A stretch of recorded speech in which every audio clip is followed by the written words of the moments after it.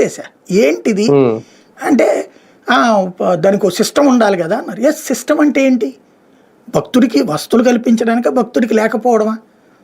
అసలు నాకు తెలియక అడుగుతాను, టోకెన్ ఎందుకు పెట్టారంటే ఓ లెక్క ఉండాలి కదా. అదే లెక్క ఎందుకు? కొండ పైన అనేదానికి లెక్క ఎందుకు? దర్శనం చేసుకున్నోడికి భోజనం పెట్టాలని ఎవరు చెప్పారు? భగవంతుడు చెప్పాడా? కొండపైకి సినిమా చూడడానికి రారే, లేదా టూరిజం కోసం రారే. కొండపైకి వచ్చే ప్రతి ఒక్కడు భక్తుడే. ఒకవేళ ఒక రోజు ఆలస్యం అయిందనుకో, 2 పూట్ల భోజనం పెట్టు, నువ్వు తప్పే ఉంది. దర్శనం చేసుకుంటేనే పెట్టడానికి ఇదేం స్నాక్స్ సిస్టమ్, హోటల్ సిస్టమ్ కాదు కదా.